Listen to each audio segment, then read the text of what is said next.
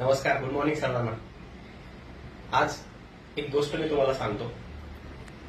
एका गावामध्ये एक मुलगा असतो, त्याला पेंटिंग करायची खूप आवड असते, पण तो दररोज पेंटिंग करत नाही. मग काय होतं, त्यांच्या गावामध्ये एक व्यक्ती येतो आणि त्या व्यक्तीच्या पेंटिंग बघून हा मुलगा खूप चकित होतो आणि त्याला वाटतं की हा एवढ्या छान पेंटिंग कशा काय करू शकतो.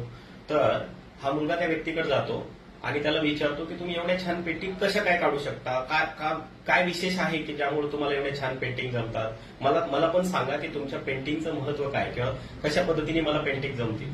तर काय झालं, त्या ठिकाणी त्या व्यक्तीने त्या मुलाला एक सल्ला दिला.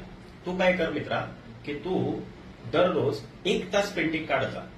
भले सण असो, उन्हाळा असो, पावसाळा असो, हिवाळा असो, कुठलाही ऋतू असो, दररोज 1 तास तुला काय करायचंय, पेंटिंग काढायचंय. त्या मुलाने ती गोष्ट मनामध्ये धरली आणि काय केलं, तर तो दररोज 1 तास पेंटिंग काढायला लागला.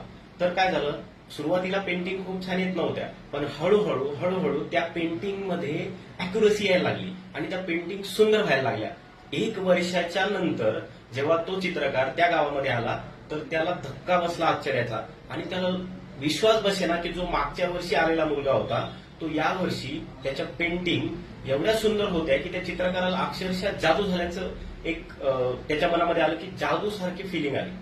हे का शक्य झालं, तर एकच गोष्ट, ती म्हणजे कन्सिस्टन्सी. सर्वात महत्वाची गोष्ट जर जीवनामध्ये काय असेल तर कन्सिस्टन्सी. आपण बऱ्याच वेळा म्हणतो की माझ्याला संधी मिळाली नाही, माझं नशीब नाही, मी एवढा हुशार नाही, पण हे खरं नाही मित्रांनो.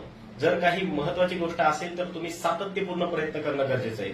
जसं एखादी नदी म्हणजे एखादा झरा असतो, म्हणजे काय, पाऊस पडतो, थेंबे थेंबे पाऊस पडतो आणि थेंबे थेंबे पावसामुळं एक झरा तयार होतो. एक झऱ्यामधून तो झरा जेव्हा डोंगरामधून जातो तर कठीण खडकालाही तो फोडतो, कारण तो दररोज तिथून वाहत असतो आणि त्यानंतर एक नदी तयार होते. म्हणजे काय, सातत्यपूर्ण प्रयत्न केल्याच्या नंतर खडकालाही आपण फोडू शकतो. अशी एक ताकद जर नदीमध्ये असेल तर आपणही सातत्यपूर्ण प्रयत्न जर केला तर आपल्या जीवनामध्ये आपल्याला जे मिळवायचे ते आपण मिळवू शकतो. धन्यवाद.